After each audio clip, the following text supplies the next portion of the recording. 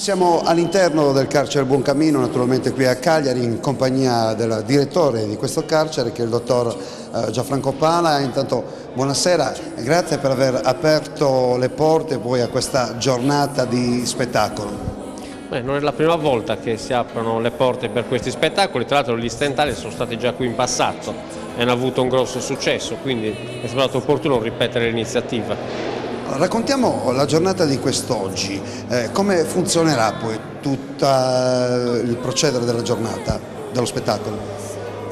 Noi tra l'altro abbiamo accolto volentieri questo invito degli Stentales a fare questo spettacolo, anche perché abbiamo un coro interno nostro fatto da detenuti con un maestro e questo coro in pratica sta iniziando adesso il suo percorso, quindi abbiamo anche ritenuto opportuno inserire questo spettacolo nello spettacolo, in modo tale che così i detenuti possano vedere i loro compagni che appunto sono esercitati e quindi danno un saggio della loro arte.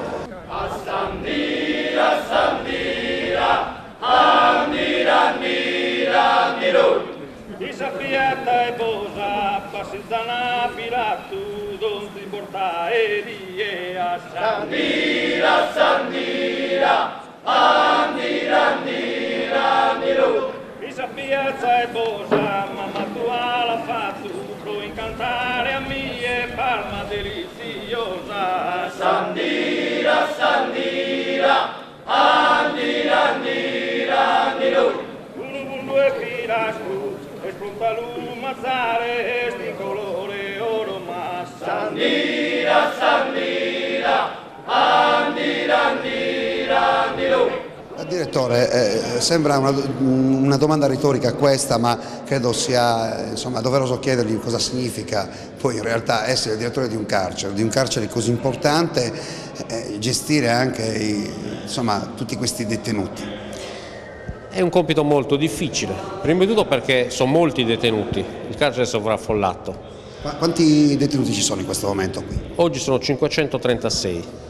Il carcere ha una capienza ottimale di 380 detenuti, quindi il sovraffollamento crea disagio nel disagio, perché non dimentichiamoci che sono persone private della loro libertà, con tutti i loro problemi, le loro sofferenze psichiche e fisiche. E in più c'è da gestire anche il personale che appunto in numero ridotto deve assolvere una mole di lavoro non indifferente.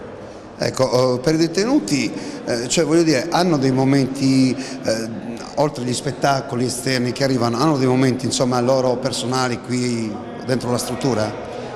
Ci sono, nonostante la struttura non sia una struttura moderna ma abbastanza adattata, stiamo parlando di un carcere di fine 800, abbiamo due campetti di calcetto, uno per braccio, abbiamo tra l'altro delle sale hobby dove i detenuti possono appunto fare dei piccoli lavori artigianali, e in più abbiamo la possibilità di dar loro la socialità, quindi da una cella all'altra a pranzo o cena possono recarsi in modo tale che così almeno possano attenuare il loro disagio. Notate poi che lei ha la direzione di questo carcere?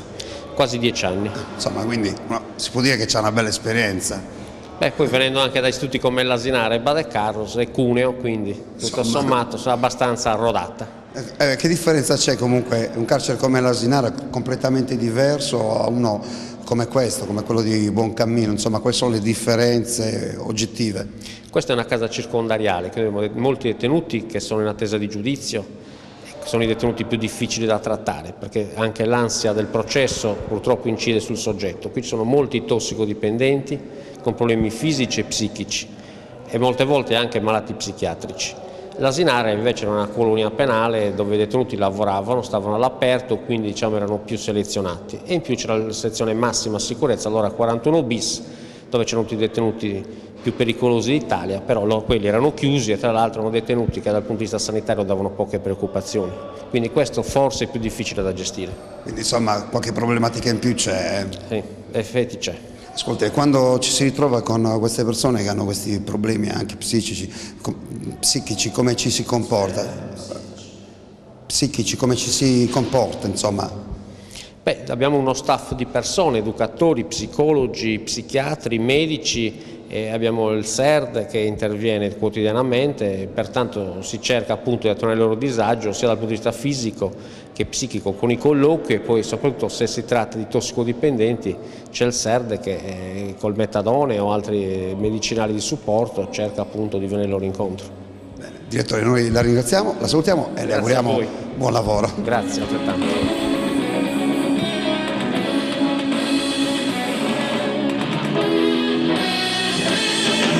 Viva nel deserto fino con cardellina e spiantados, chi si vanta prolicos e trodos, si lo piascono in preso nudados, passizzan pro mostrare già bacchetta, e pestes que non son galupacadas, invitaba que nesa marionetas, son verbes que pullutas su maneta. Eu não isto os carabineri, il nostro Freud di su, e non arrestan solo pangaro per il bicchiere di una burca e una pure. Eu não isto os carabineri, il nostro Freud di su, e non arrestan solo pangaro per il bicchiere di una burca e una pure. Siamo in compagnia del commissario, il comandante del reparto, poi con la dottoressa Michela Cangiano. Insomma, ben trovata, insomma, una parola un po' grande perché siamo noi che siamo venuti a trovare voi in realtà in questa giornata di spettacolo. Cosa significa per voi proporre delle giornate di questo tipo per i vostri detenuti? Significa sensibilizzare la società civile sui problemi penitenziari. Significa dimostrare che con azioni fondate sulla responsabilizzazione del detenuto si può ottenere moltissimo. Se lei oggi nota l'organizzazione di questo evento, si rende conto che ci sono circa 150 detenuti. Poliziotti penitenziari a disposizione sono una ventina. Quindi assolutamente un conflitto asimmetrico di forze, sono in netta prevalenza. La sicurezza è garantita quindi, oltre che dalla presenza del personale, proprio da un senso di autoresponsabilità, ed è questo senso che rende questi eventi ancora più importanti, quindi non solo un momento di evasione, tra virgolette, dalla carcerazione, ma un modo per dimostrare alla società che, seppure con determinati limiti e accorgimenti, di loro in certi casi ci si può fidare. Quindi è un momento importante per questo. È un po' come dire diamo una mano a questi detenuti perché comunque insomma, diamo un'altra possibilità anche se vogliamo. Una possibilità sì. Una mano, non sono d'accordo sull'uso di questa espressione perché non stiamo dando una mano al detenuto, stiamo facendo meno di quello che la legge ci impone di fare, meno non per cattiva volontà, perché questi eventi come il lavoro, come altre attività ricreative sono educative, pedagogiche, sono previste dalla legge, meno perché non ci sono le risorse. Oggi questo evento è stato possibile grazie a atti di veramente volontariato del personale di polizia penitenziaria, un carico di lavoro individuale che ha aumentato enormemente e si è fatto proprio perché il personale di polizia penitenziaria, in collaborazione con le altre figure, crede in questi eventi, proprio per il duplice obiettivo sensibilizzare la società civile e dimostrare che si può ottenere sicurezza attraverso la responsabilizzazione del detenuto. Le faccio una domanda, comandante, ma lei quanto tempo è che fa un lavoro di questo tipo? Mi sembra abbastanza giovane, quindi cioè, anche un lavoro un po' particolare, insomma la scelta da parte sua di fare questo mestiere, poi quanto tempo è che fa questo lavoro? No, giovane, ho 36 anni, faccio questo mestiere da qualche anno. Sono stata comandante del reparto di polizia penitenziaria di Busto Arsizio e da settembre che lavoro in questo carcere. Sì, ma è una scelta la sua, cioè fare il comandante comunque? Allora, polizia... guardi, un po' è stato un caso che mi sia trovata a fare questo lavoro, però è diventato ogni giorno una scelta sempre più convinta e sempre più consapevole. Ed ogni giorno il fatto di indossare questa divisa, il fatto di condividere con tanti colleghi questa missione così difficile e misconosciuta, assolutamente mistificata dalla società, è veramente un punto di orgoglio che cresce quotidianamente. Le faccio i complimenti per la sua forza e insomma è anche questo sorriso che ci dà anche più positività, direi. Guardi, io la ringrazio non tanto per il complimento quanto per la vostra presenza qui e spero che sia una goccia in un mare di informazione corretta, perché purtroppo spesso si sente dire che la sicurezza si ottiene aumentando la carcerazione piuttosto che aumentando l'afflittività di un'esecuzione penale.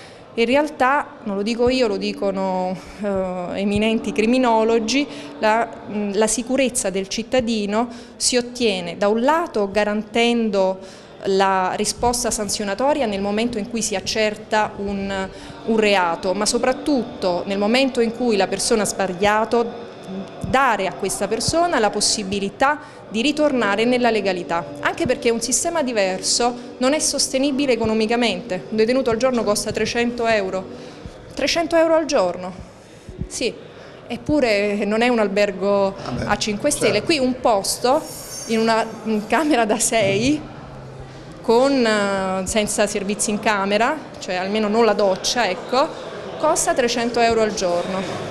Un po' tantino però.